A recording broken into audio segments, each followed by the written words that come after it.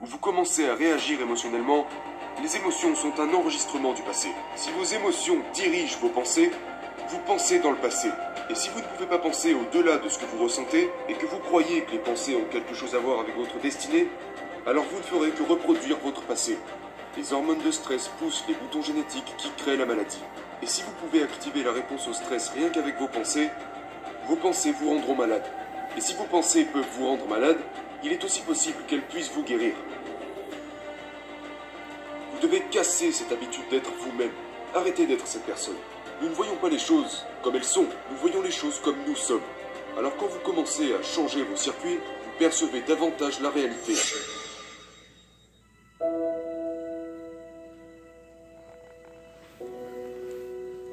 Je me suis fait renverser par un camion lors d'un triathlon en 1986 sur la partie cycliste de la course. Je me suis cassé 6 vertèbres de la colonne vertébrale et on m'a dit que je ne remarcherais plus jamais. Et la procédure chirurgicale typique pour les fractures multiples au niveau de la colonne vertébrale est assez délicate. Donc ils ont vissé des longues tiges en acier inoxydable dans mes vertèbres qui permettaient ainsi à ma colonne de rester en place.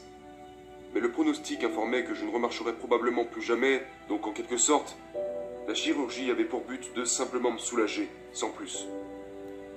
Je pensais que je ne pourrais plus aller nulle part, que je ne pourrais plus rien faire. J'étais essentiellement allongé sur le ventre et je me suis dit, eh bien, il y a une intelligence qui nous garde en vie, qui fait fonctionner notre cœur, qui nous permet de digérer, et elle doit forcément savoir comment me guérir. Comme une intelligence qui nous maintient en vie. Et j'ai pensé, eh bien, si c'est une intelligence, elle a une conscience. Et une conscience est consciente, donc elle doit forcément faire attention à moi.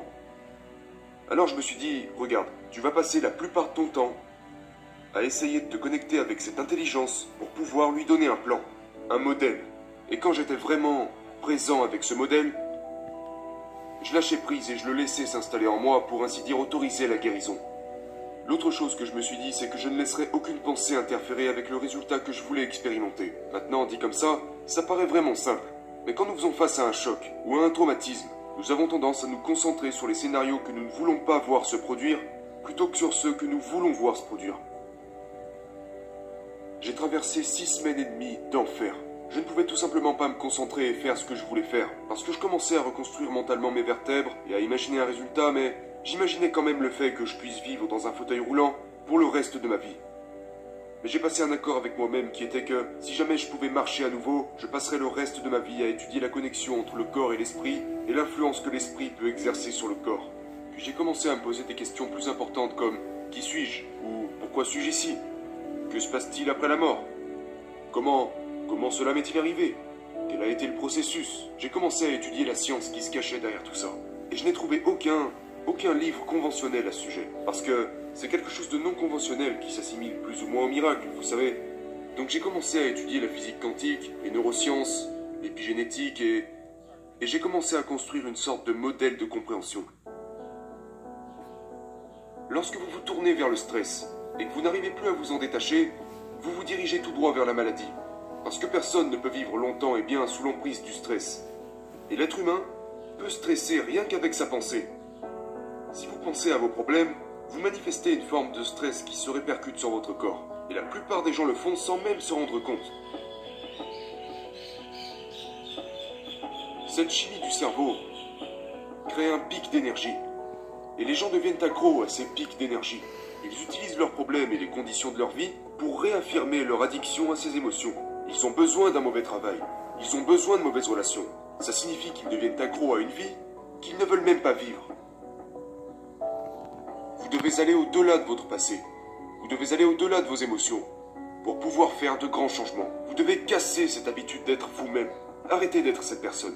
Maintenant, théoriquement, ça sonne vraiment bien. Mais changer est une chose si difficile. Parce que tu reviens à tes sens. Tu reviens dans ta vie et tu te revois dans le passé. Quand tu es à tel ou tel endroit, face à telle ou telle expérience, tellement de gens réagissent inconsciemment à leurs pensées et sentiments dus à leur environnement.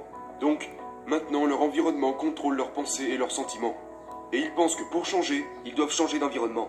Ils doivent être plus grands que leur environnement, plus grands que leur propre situation. Au moment où vous commencez à réagir émotionnellement, les émotions sont un enregistrement du passé. Si vos émotions dirigent vos pensées, vous pensez dans le passé. Et si vous ne pouvez pas penser au-delà de ce que vous ressentez, et que vous croyez que les pensées ont quelque chose à voir avec votre destinée, alors vous ne ferez que reproduire votre passé. Les hormones de stress poussent les boutons génétiques qui créent la maladie. Et si vous pouvez activer la réponse au stress rien qu'avec vos pensées vous rendront malade. Et si vos pensées peuvent vous rendre malade, il est aussi possible qu'elles puissent vous guérir. Maintenant, au moment où vous décidez de changer, préparez-vous parce que vous n'allez vraiment pas vous sentir bien. Ça sera très inconfortable. Parce que vous quittez le connu, vous quittez tout ce qui vous est familier pour entrer dans l'inconnu. Même si le familier est déjà douloureux et inconfortable, ça sera encore plus douloureux dans ce qui ne vous est pas familier. Exactement. C'est pour ça que certaines personnes sont super heureuses d'être malheureuses. C'est ça. Les gens préfèrent s'accrocher à la souffrance qu'ils connaissent déjà, plutôt que de risquer de s'aventurer dans l'inconnu. Alors que ces gens devraient se dire, en réalité, je n'ai rien à perdre. Ils devraient se dire, je suis prêt à être mal à l'aise et pénétrer dans l'inconnu.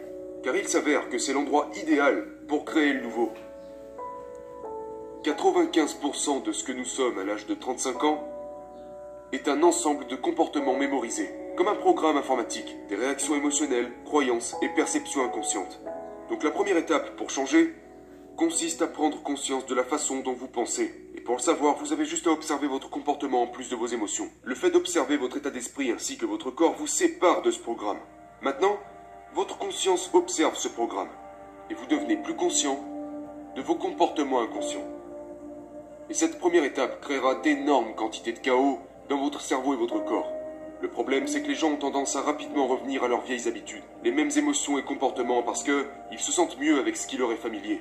Et s'ils y arrivent, alors ils doivent se demander « Ok, maintenant que je suis conscient, je dois me réinventer. » Maintenant, c'est vraiment important parce qu'ils peuvent s'asseoir et penser « Eh bien, ok, qui est-ce que j'admire ?»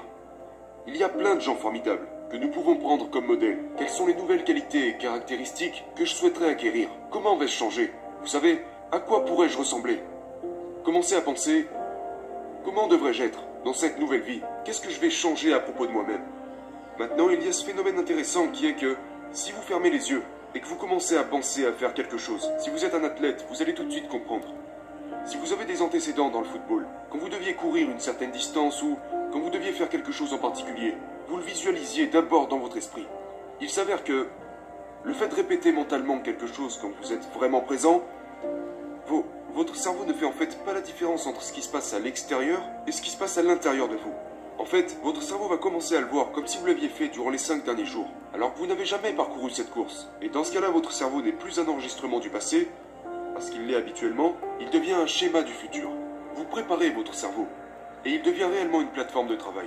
Nous avons fait une expérience à ce sujet. Vous savez, prenez un groupe de gens qui n'ont jamais joué de piano de leur vie, et vous les divisez en 2 groupes. Pour le premier groupe, vous leur apprenez les gammes et accords de base, et vous leur faites passer des scanners cérébraux. Ils viennent et pratiquent 2 heures par jour pendant 5 jours. Et à la fin des 5 jours, si vous leur refaites passer des scanners cérébraux, ils ont en fait développé de nouveaux circuits dans le côté opposé de leur cerveau. Rien de magique, vous apprenez simplement quelque chose de nouveau. Apprendre, c'est créer de nouvelles connexions neuronales. Vous recevez des instructions, vous appliquez ces instructions, y impliquez votre corps et vous en tirez une expérience. Une expérience qui enrichit votre cerveau. Si vous faites attention à ce que vous faites et que vous le répétez, vous créez en fait de nouveaux circuits. Maintenant, vous prenez l'autre groupe de gens. Ils viennent et pratiquent 2 heures par jour pendant 5 jours, et vous leur faites également passer un scanner cérébral avant et après l'expérience. Mais la différence avec le premier groupe, c'est qu'ils ne vont pas toucher le piano. Ils ferment les yeux et se visualisent mentalement en train d'apprendre leurs gammes et accords. Et à la fin de ces 5 jours, ils ont développé la même quantité de circuits neuronaux que les personnes qui ont réellement pratiqué le piano. Qu'est-ce que ça veut dire? Ça ne veut pas seulement dire qu'ils ont modifié leur cerveau en pensant différemment, mais que leurs cerveaux ont réellement cru qu'ils ont joué du piano pendant 5 jours. Maintenant, mettez-les devant un piano, sachant qu'ils n'en ont jamais joué auparavant. Ils joueront parfaitement les gammes et accords en question, parce que leur cerveau a été câblé pour cela, parce qu'ils se sont visualisés en train de le faire. Quelles sont alors les caractéristiques requises pour se plonger dans cet état créatif? Tout commence par créer de nouveaux circuits correspondant à une nouvelle personnalité. Et cette nouvelle personnalité se connecte à votre nouvelle réalité personnelle. Vous devenez littéralement quelqu'un d'autre. Et maintenant, vous refusez les gènes de la maladie et vous développez de meilleurs gènes. Donc, j'ai réalisé que ce processus de réinvention est exactement ce que nous avons toujours fait. C'est juste que nous sommes complaisants dans certains domaines de notre vie et nous nous arrêtons. Maintenant, la dernière chose que ces gens ont en commun, c'est que lors de ce processus de répétition, il y a de longs moments où ils perdent la notion du temps et de l'espace. Autrement dit, ils sont tellement impliqués dans leur monde intérieur, leur imagination, que lorsqu'ils rallument la lumière de la pièce dans laquelle ils se trouvaient, ou qu'ils réouvrent les yeux, ou peu importe, ils pensaient qu'il s'était écoulé 20 minutes au mieux, mais il s'était écoulé 1h20. Si vous êtes vraiment concentré, et que vous prêtez vraiment attention au moment présent, soudainement, vous quittez cette réalité tridimensionnelle. Et lorsque vous quittez cette réalité tridimensionnelle, il n'y a qu'un seul autre endroit où aller, et c'est le royaume de la pensée. C'est ce qu'on appelle aussi le champ quantique. Et ce champ quantique est l'endroit où existent toutes les possibilités. Donc il se connectait à un champ d'information qui avait tout à voir avec le premier principe, qui est que cette intelligence invisible est à la fois en nous et autour de nous, le personnel et l'universel. C'est le champ unificateur qui régit tout ce qui est matériel dans ce monde. Et c'est comme ça que vous changez quelque chose de matériel. Ça signifie que pour guérir votre corps, vous devez aller au-delà de votre corps. Parce que si vous essayez de guérir votre corps avec votre corps, il y a une chose que je peux vous garantir, c'est que ça va prendre du temps. Parce que vous jouez selon les règles de la physique, alors que vous pourriez jouer selon les règles quantiques. L'énergie dicte la matière. Alors quand vous êtes vraiment conscient et que vous souhaitez faire des changements à partir de là, que ce soit neurologiquement, biologiquement, chimiquement, hormonalement, génétiquement, le changement désiré se produira beaucoup plus rapidement. Vous y arriverez en beaucoup moins de temps, parce que vous êtes connecté à un univers qui n'est pas gouverné par le temps. Et d'un seul coup, vous pouvez percevoir un changement de réalité. Parce que vous commencez à voir des choses qui ont toujours existé, mais vous n'aviez pas encore les circuits permettant de les percevoir. Pourquoi ? Parce que l'événement intérieur est une expérience, et l'expérience enrichit le cerveau. Nous ne voyons pas les choses comme elles sont, nous voyons les choses comme nous sommes. Alors quand vous commencez à changer vos circuits, vous percevez davantage la réalité. Vous devez être plus grand que votre environnement. Vous devez maintenir cet état dans lequel vous êtes plus grand que vos habitudes, que vos émotions et votre corps.